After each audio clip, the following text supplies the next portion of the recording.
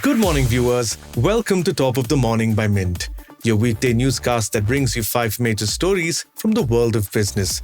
It's Monday, August 12th, 2024. My name is Nelson John. Our first 4 stories of today have to do with the Hindenburg allegations against the market regulator SEBI.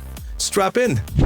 When Hindenburg Research issued a note on the Adani Group in January last year, it had set off a firestorm in India's capital markets. At one point, the Adani Group lost more than $100 billion worth of market cap. On Saturday night, Hindenburg turned its attention to India yet again, but this time towards the markets regulator. Hindenburg has put Madhabi Puri Buch, the head of the Securities and Exchange Board of India, under the lens. This is the first time Hindenburg has targeted an individual, the head of the regulator, no less. Varun Sood breaks down the new report and gets some reactions from the markets industry. Specifically, Hindenburg accused Buch of conflict of interest as she owns a consulting firm based in Mumbai.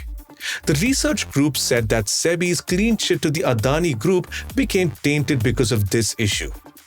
Buch and her husband, who works at a private equity firm, Blackstone, have strongly denied these allegations.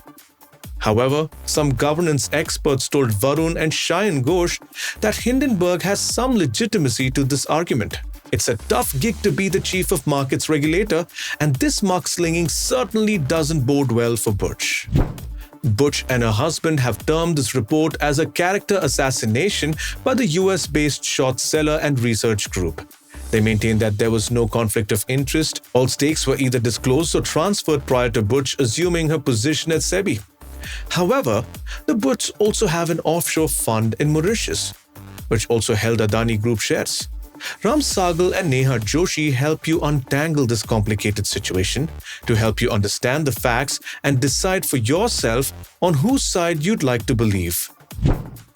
Another thread that the Hindenburg report pulled on was REITs, or real estate investment trusts.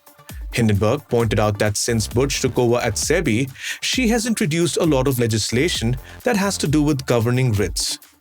Hindenburg alleges that this helped her husband, who, as we mentioned already, works at Blackstone. Blackstone was involved in launching India's first and second REITs, as well as the first listed REIT.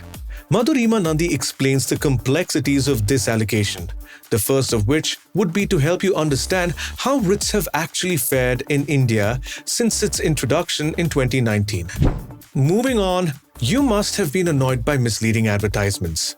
They can claim one thing and offer another, or exaggerate certain facets. The Supreme Court has taken note of this matter too, and pulled up the central government last week to have better regulations in place to prevent this. Dhirendra Kumar reports that the government is planning on rolling out a unified system to address such complaints by consumers. Presently, the process to file a complaint against a misleading ad is complex and full of delays.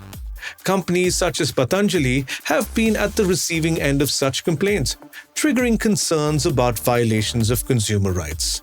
That's all for today. Thank you for watching. We're eagerly looking forward to our next Top of the Morning episode, which will be packed with fresh business news. Until then, have a great day.